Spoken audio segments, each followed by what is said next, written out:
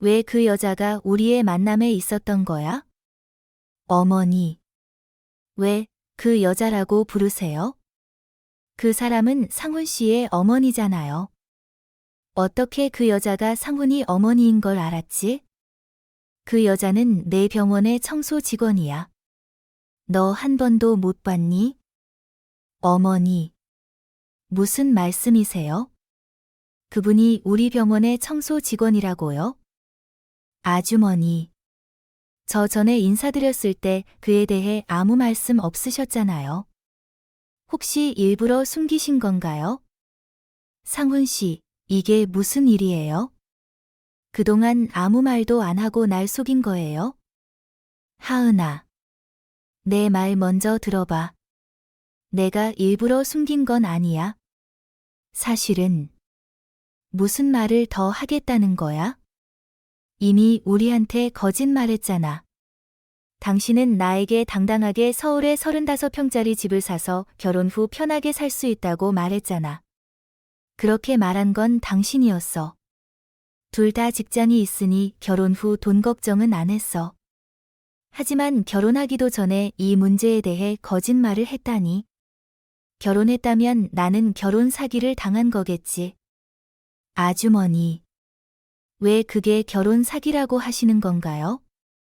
왜 제가 거짓말했다고 하시죠? 그게 분명하지 않니? 하은이 말에 따르면 내가 지금 살고 있는 집은 경기도에 있고 15평도 안 되는 집이라고 들었다. 그리고 내 엄마는 혼자서 널 키운 여자로 지금 병원에서 청소 일을 하고 있다고 하더구나. 그럼 그분이 어떻게 집을 사줄 수 있겠니? 솔직히 나는 내 친구들에게 자랑했어. 우리 사위가 서울에 집이 있다고. 그런데 이제 정말 창피해. 엄마. 왜 하은이 어머니와 관련된 얘기를 나한테 말해주지 않았어? 왜 나를 이렇게 바보로 만들었어? 내가 일 때문에 충분히 힘들어할까 봐 일부러 말 안 한 거야? 미안하다. 상훈아.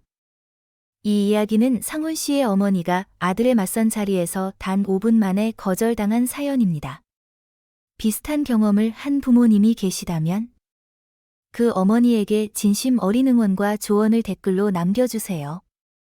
그리고 구독, 좋아요, 알림 설정을 잊지 마시고 최신 이야기들을 놓치지 마세요. 이제 이 특별한 이야기를 함께 들어보시죠. 안녕하세요. 저는 현재 70세이고 대학병원에서 청소 일을 하고 있는 어머니입니다. 3년 전 제 아들은 맞선 자리에서 단 5분 만에 거절당했습니다. 5분이라고는 하지만 실제로는 5분도 채 안 됐을 겁니다. 제 아들이 들었어야 할 말이 아닌 말들을 듣고 모욕당할 때 제 마음은 찢어질 듯 아팠습니다. 제가 그 자리에 있었더라면 아들이 그런 일을 겪지 않도록 했을 텐데 아무것도 해줄 수 없었어요. 저와 남편은 젊은 나이에 만나 한 푼도 없이 결혼 생활을 시작했습니다. 우리 둘 다 아무것도 없었지만 남편은 저를 힘들게 해서 늘 미안해했죠. 비록 아무것도 없는 상태에서 시작했지만 우리는 아들과 딸을 낳았고 함께 어려움을 극복해 나갔습니다. 지금 생각해보면 그 시절이 비록 힘들었지만 아마도 가장 행복했던 시기였을 겁니다. 남편은 위험한 일을 했고 밧줄에 매달려 고층 건물 외벽을 칠하는 일을 했습니다. 그러나 그는 55세에 갑자기 저를 떠났습니다. 남편은 25년 동안 그 일을 하면서 업계에서 가장 뛰어난 사람 중 하나였습니다. 한때 그의 수입은 월 1.500만 원에 달했죠. 우리 부부는 중학교 졸업장이 전부였기에 제대로 교육받지 못한 것이 늘 아쉬웠습니다. 하지만 우리는 모든 것을 자식들에게 투자했습니다. 남편이 목숨을 걸고 벌어들인 돈 덕분에 우리는 두 아이 모두 충분히 교육시킬 수 있었고 6가구가 살 수 있는 여러 개의 방을 가진 집을 살 만큼 많은 돈을 모았습니다. 듣기엔 우리가 부유해 보일 수 있겠지만 저는 한 번도 마음이 평안했던 적이 없었어요. 매일 남편을 죽음으로 내모는 듯한 느낌이었고, 이 세상에 살고 있으면서도 매일 지옥의 가시밭길을 걷는 것 같았습니다. 남편이 일하러 나갈 때마다 그는 저를 안심시키려 장난처럼 말하곤 했습니다. 아이고, 오늘도 천국에 약을 바치러 가는구먼. 그렇게 말하며 저를 덜 걱정하게 만들려 했지만, 저는 언제나 두려워서 화를 내며 그런 말은 농담으로라도 하지 말라고 했습니다. 너무 걱정스러워서 남편은 20년만 채우면 그만두겠다고 약속했습니다. 그러나 그 약속을 하늘이 들었는지 20년이 채 되기 며칠 전에 남편은 저를 영원히 떠나고 말았습니다. 남편은 제가 고생한 만큼 언젠가는 저에게 편안한 삶을 누리게 해주겠다고 했습니다. 하지만 결국 그는 한 번도 행복을 누리지 못하고 돈만 벌다가 갑작스럽게 세상을 떠났습니다. 저를 외로움과 분노 속에 남겨두고요. 왜 그렇게 서둘러 떠난 거야? 왜 나를 두고 가버린 거야? 하지만 비극은 거기서 끝나지 않았습니다. 남편이 세상을 떠난 지 1년 후 남편을 잃은 슬픔이 채 가시기도 전에 우리 가족은 또 다른 재앙을 맞았습니다. 우리 딸이 급성 백혈병이라는 치명적인 병에 걸렸다는 진단을 받은 것입니다. 의사 선생님은 젊은 사람들은 나이 든 사람들에 비해 치료 결과가 더 좋을 수 있다고 했습니다. 또한 가족 중 유전자가 맞는 사람이 있으면 그건 큰 행운이라고도 했죠. 의사 선생님은 그 점에 희망을 두라고 하셨습니다. 우리 아들은 여동생을 위해서라면 골수를 몇 번이고 기증하겠다고 기뻐하며 말했습니다. 아들을 바라보니 남편의 모습이 겹쳐 보였습니다. 우리 아들은 어릴 때부터 항상 여동생을 진심으로 사랑하고 돌봐주었습니다. 외모는 저를 닮았지만 성격은 아버지를 닮아 매우 다정하고 책임감이 강했지요. 딸은 몇 차례 항암 치료와 골수 이식을 받았습니다. 우리는 이 시련을 이겨내면 밝은 날이 찾아올 것이라고 믿었습니다. 그러나 우리가 아무리 희망을 품어도 기적은 일어나지 않았습니다. 딸이 최소 8년은 더 살 수 있을 거라고 믿었지만 병이 발병한 지 채 1년이 되지 않아 26세의 나이로 세상을 떠났습니다. 인생은 정말 너무나도 덧없습니다. 자식을 위한 부모의 고통은 집 앞들에서도 그 냄새를 맡을 수 있다는 말이 있습니다. 남편이 죽으면 그 아내는 과부가 되지만 부모가 자식을 잃었을 때의 고통은 그 누구도 그 크기를 말로 표현할 수 없습니다. 그래서 제 고통과 슬픔을 누가 이해할 수 있을까요? 제 마음은 찢겨 나가는 것 같았고 잠도 못 자고 먹을 수도 없었습니다. 심지어 아침에 눈을 뜰 때도 죄책감을 느꼈습니다. 저는 산송장이 되어 살지도 못하고 죽지도 못하는 상태로 지냈습니다.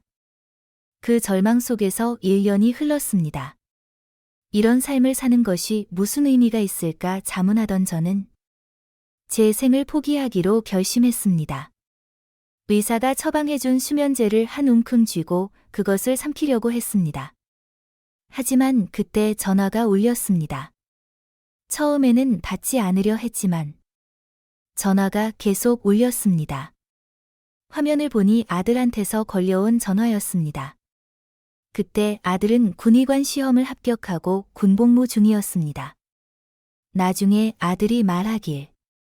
그때는 군복무를 해야 해서 저를 떠나는 것이 걱정되어 매일 저에게 전화를 걸었다고 했습니다.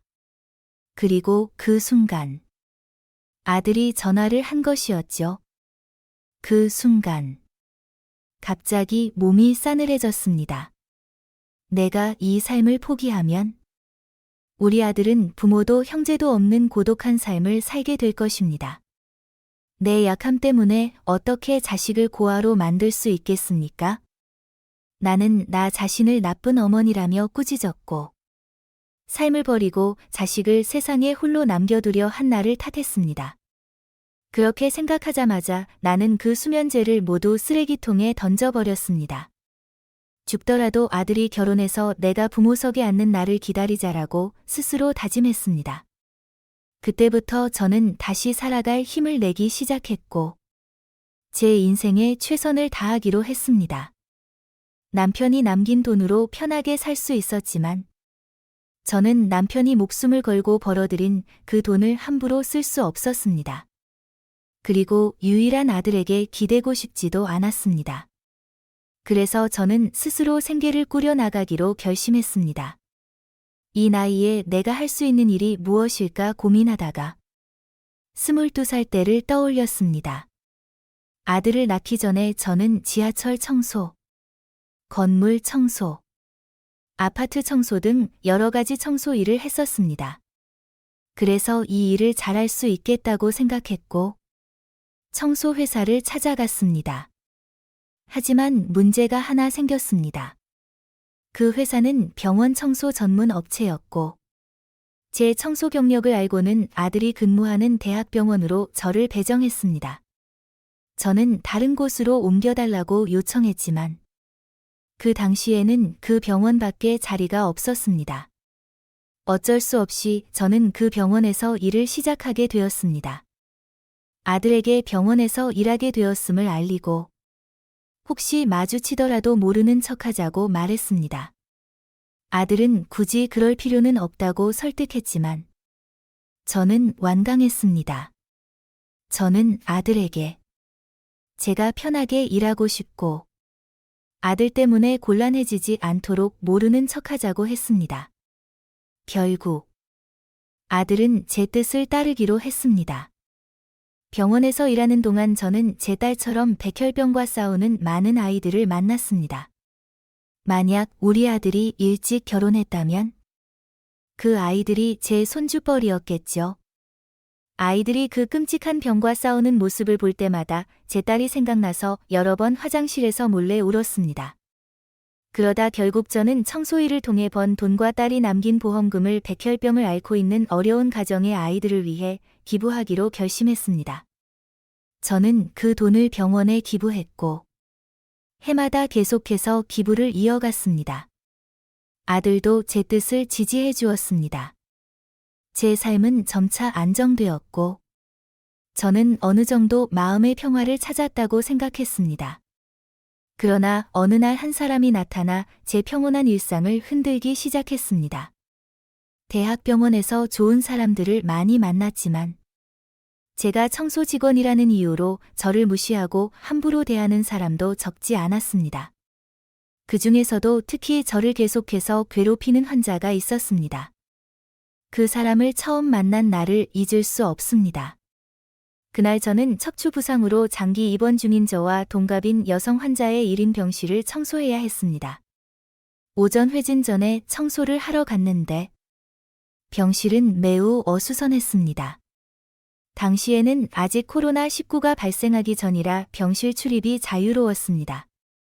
마치 단체로 병문안을 온 것처럼.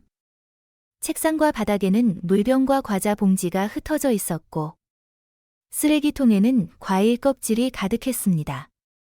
처음엔 당황스러웠지만, 그녀가 거동이 불편해서 방이 그렇게 어지러웠을 거라 생각했습니다. 그녀를 이해하려고 노력하며 청소를 시작했습니다. 할 일이 많아서 청소가 꽤 오래 걸렸고, 결국 의사 선생님이 회진을 돌 때까지 청소를 다 끝내지 못했습니다.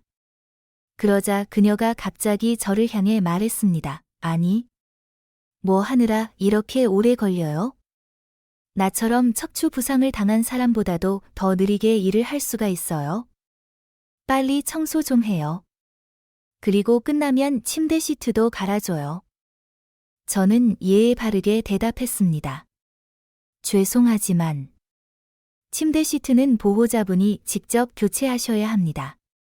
보호자가 안 계시면 제가 간호사님께 여쭤보겠습니다. 그녀는 곧바로 말했습니다. 지금 나랑 장난하는 거예요? 내가 개인 병실에 있는 걸 못 봤어요? 이 병원이 환자를 어떻게 대하는지 모르겠네요. 병원에서 일하는 사람이면 환자가 시키는 대로 해야지. 왜 이렇게 말이 많아요? 그 말을 듣고 저는 환자 갑질을 마주하고 있구나 하고 생각했습니다. 그 일을 겪으면서 정말 충격을 받았습니다. 어떻게 이렇게 말도 안 되고 이기적인 사람이 있을 수 있을까? 라는 생각이 들었지요. 하지만 소란을 피우고 싶지 않아서 저는 그냥 침대 시트를 갈아드리겠다고 말했습니다. 그녀는 그 후에도 말했습니다. 아, 참, 냉장고에 유통기한이 조금 지난 빵과 과일이 좀 있는데 냉장고에 넣어 뒀으니까 괜찮을 거예요. 그거 가져다가 다른 청소부들이랑 나눠 먹어요. 사양하지 마세요. 이건 어디 가서 살 수도 없는 건데. 당신은 평생 이런 걸 먹어보지 못했을 거예요. 나 덕분에 먹어보게 되니 참 다행이네요. 청소부 주제에 이런 간식거리라도 얻어먹으면 돈 아끼겠죠. 안 그래요? 그녀는 격렬하는 말투로 마치 베푸는 사람처럼 이야기하면서 믿을 수 없는 미소를 지었습니다. 그 이후로 그녀는 저를 아래로 보고 저를 볼 때마다 괜히 트집을 잡으며 스트레스를 저에게 풀었습니다. 게다가 돈이 많아서 그런지 계속 입원과 퇴원을 반복하면서 병원을 떠나지 않았습니다. 처음에는 그냥 무시하고 견딜 수 있을 거라 생각했습니다. 하지만 점점 더 격렬과 모욕적인 말들이 저를 괴롭게 만들었습니다. 제가 좋아하던 청소일이 더 이상 즐겁지 않았습니다. 어느 순간부터 그녀를 생각할 때마다 두려워졌고, 심지어는 일을 그만둘 생각까지 하게 되었습니다. 몇 번이나 위기를 겪었지만, 그럴 때마다 저는 아들을 생각하며 견뎌야 한다고 스스로를 다독였습니다. 제가 그 힘든 시기를 이겨낼 수 있었던 또 다른 이유는 간호사들과의 좋은 관계 덕분이었습니다. 간호사들이 고생하는 모습을 보면서 저는 간호학을 전공했던 제 딸이 생각났습니다.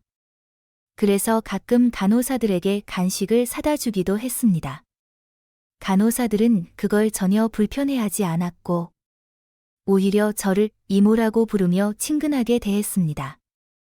그날도 저는 휴식 시간에 간호사들에게 간식을 가져다 주고 함께 이야기를 나누고 있었습니다. 그러던 중 한 간호사가 말했습니다. 이모. 이모를 볼 때마다 우리 차상훈 선생님이랑 닮았다는 생각이 들어요. 혹시 차상훈 선생님 어머니 아니세요? 다른 간호사가 덧붙여 말했습니다. 맞아요. 저도 그렇게 생각했어요. 저만 그런 게 아니었네요. 이모랑 차 선생님이랑 눈, 코, 입이 정말 닮았어요. 저는 웃으며 대답했습니다.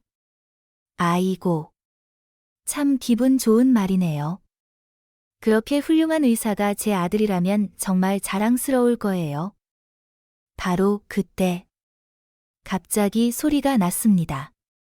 돌아보니 저를 항상 괴롭히던 그 환자가 수액거리를 밀며 다가와서는 큰 소리로 말했습니다.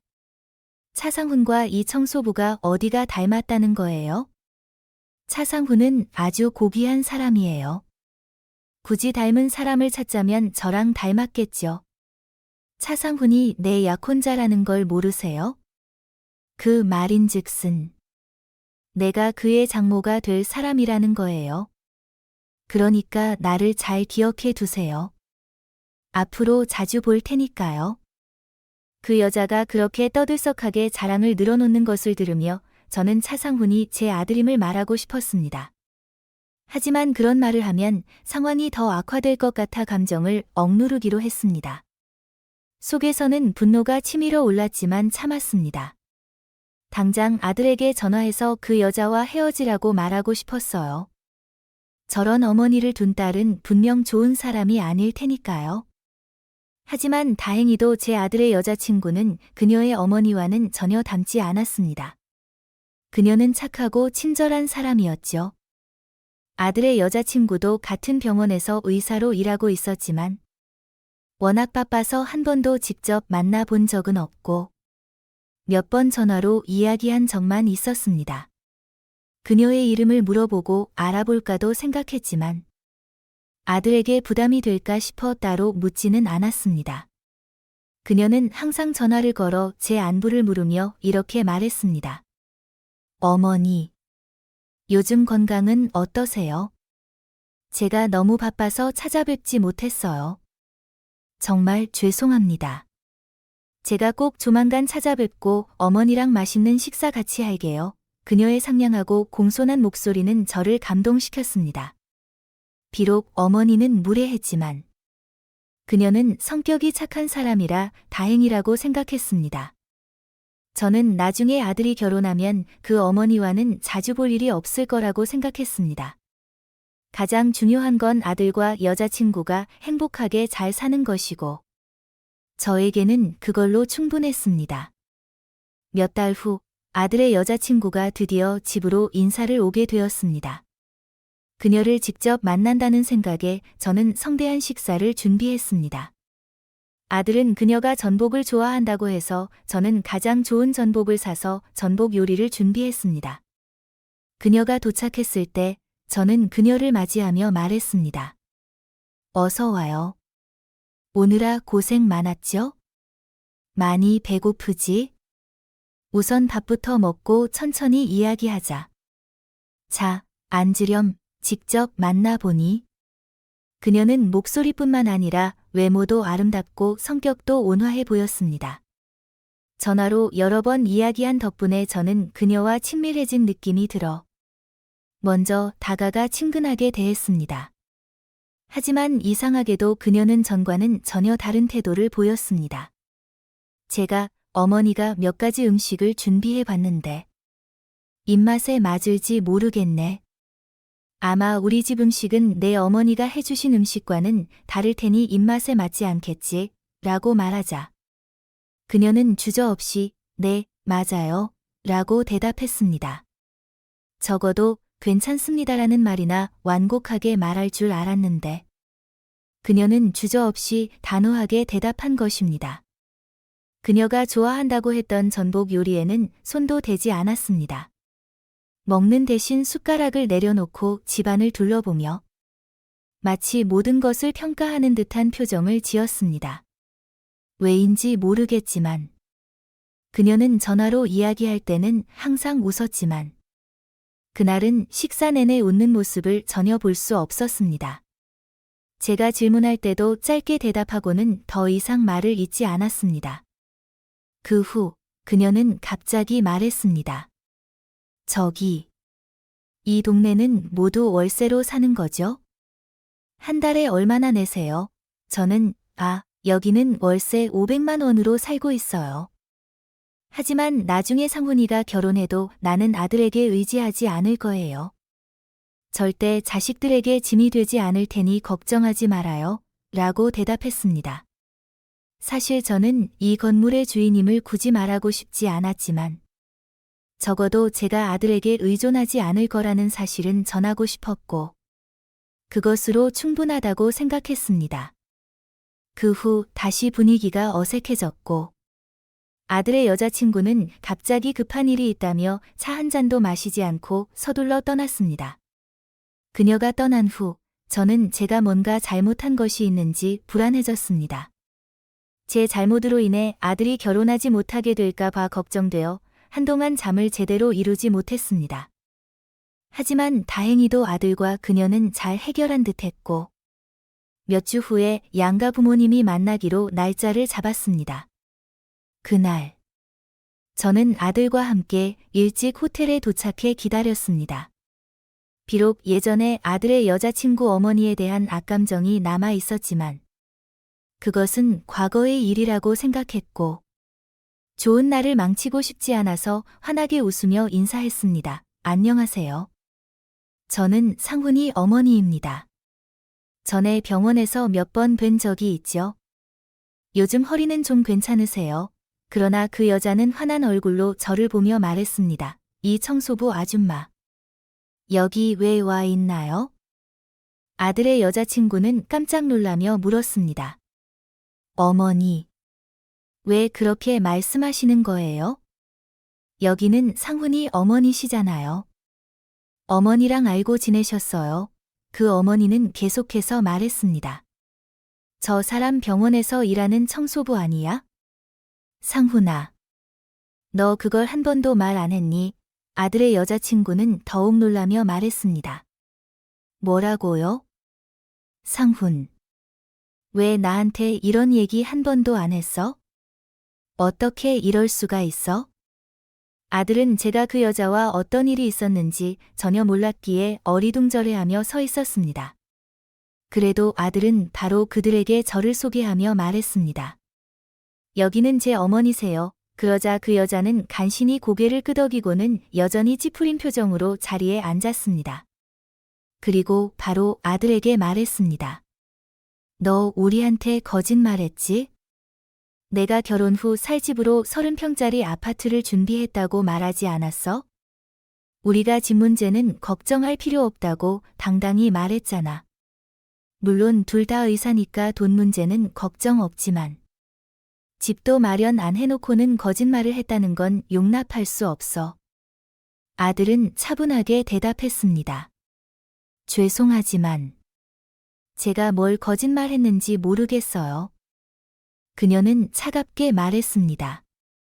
솔직히 말해서 우리 딸이 내 엄마가 살고 있는 집에 대해 말하던데 그 집은 얼마 되지 않아서 겨우 근근히 살아가는 수준이라고 하더구나. 그리고 내 엄마가 아직도 월세를 내고 있다던데. 그럼 너 결혼할 집은 어떻게 마련했겠니? 내 엄마가 너 혼자서 공부시키느라 고생했겠지만 지금도 병원에서 청소 일을 하고 있다면 생계가 어려울 테고 도대체 무슨 돈으로 집을 샀다는 거니? 그녀의 태도에 아들이 화가 나서 목소리가 높아졌습니다. 죄송하지만 그 말씀은 너무 지나치세요. 어머니가 청소 일을 하시는 것과 제가 집을 준비하는 건 아무 상관이 없어요. 그리고 어머니가 월세를 내는 게 뭐가 문제죠? 이건 저와 제 여자친구의 문제지. 왜 그게 걱정거리가 되시는지 모르겠네요. 그녀는 반박했습니다. 문제가 없긴 뭐가 없니? 지난번 내가 병원에 입원했을 때 내 친구들이 내 엄마가 병원 청소부로 일하는 걸 다 봤어. 내가 지금 내 친구들이 본 그 청소부가 내 사위의 엄마라고 말하고 싶은 거니? 나는 내 친구들한테 내 사위가 서울에 집을 가지고 있다고 자랑했는데 이제 와서 이 사실을 어떻게 설명하겠니? 정말 창피해 죽겠어. 그녀는 저를 경멸하는 눈빛으로 바라보며 마치 모든 문제의 원인이 저인 것처럼 보였습니다. 제 인생에서 이렇게 수치스럽고 고통스러웠던 적은 처음이었습니다. 아들을 위해 참고 견뎌왔지만 그 순간 저는 더 이상 자리에 앉아 있을 수 없었습니다.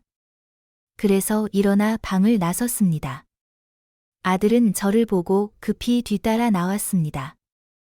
아들은 혼란스럽고 화가 난 표정으로 물었습니다. 엄마, 대체 하은이 어머니와 무슨 일이 있었던 거예요? 왜 미리 말씀해 주시지 않아서 내가 이렇게 당황하게 된 거예요? 저는 눈물이 터져나와 목이 메인 채로 말했습니다. 엄마는 내가 더 걱정할까 봐 말하지 않았어.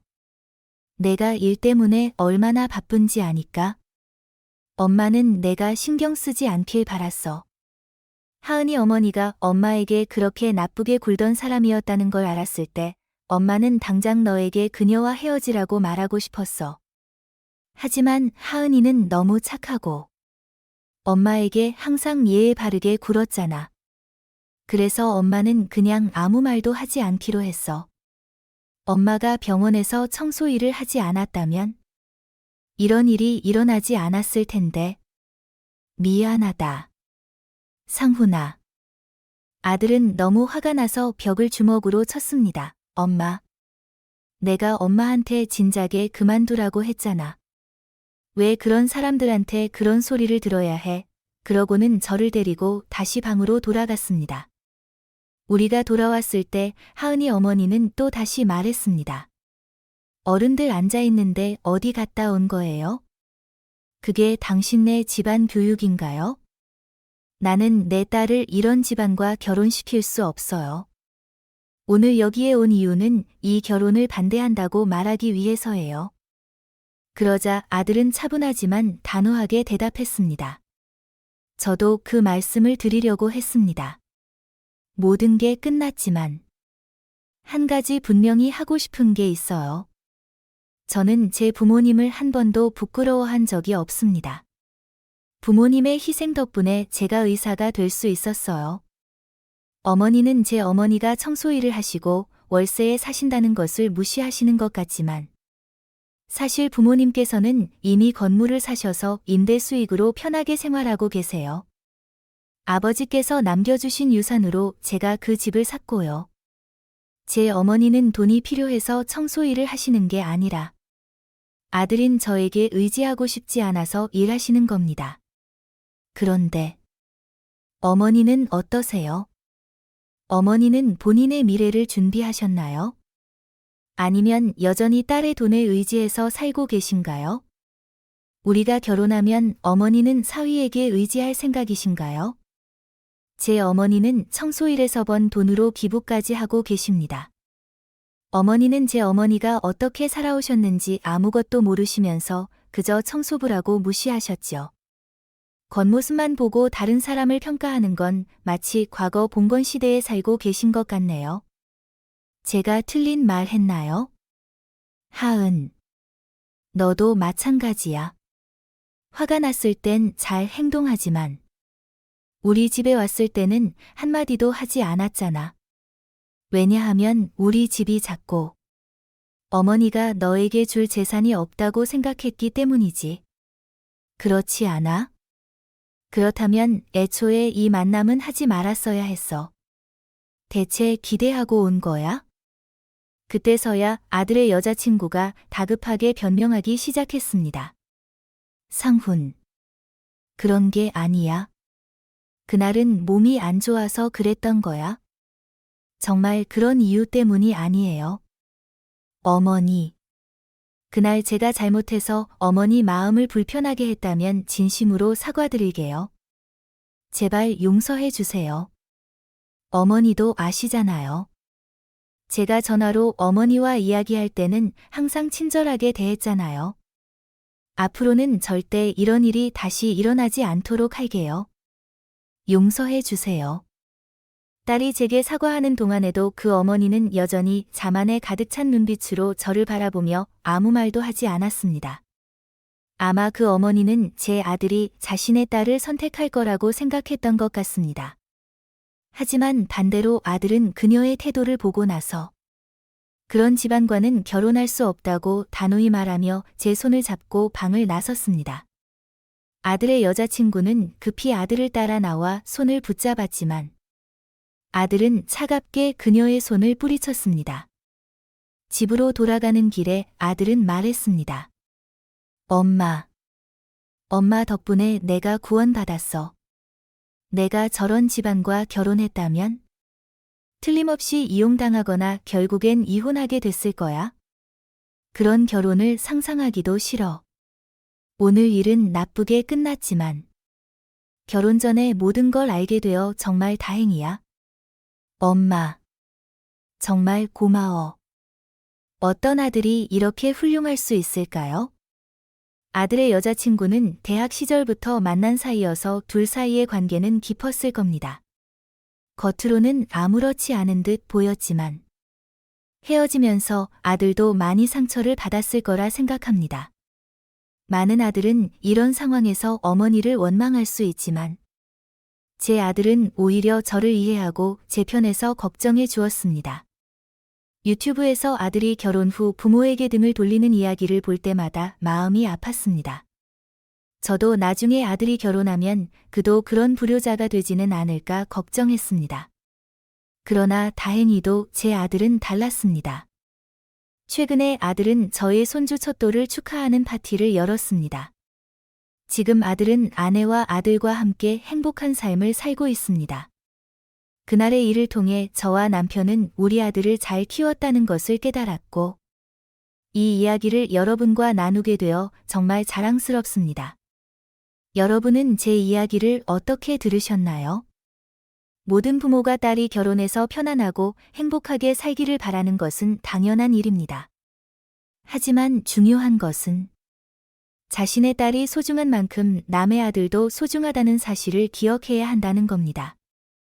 자식만을 소중히 여기고 다른 사람의 자식을 경시하면 그로 인한 결과는 결국 자신에게 돌아올 것입니다.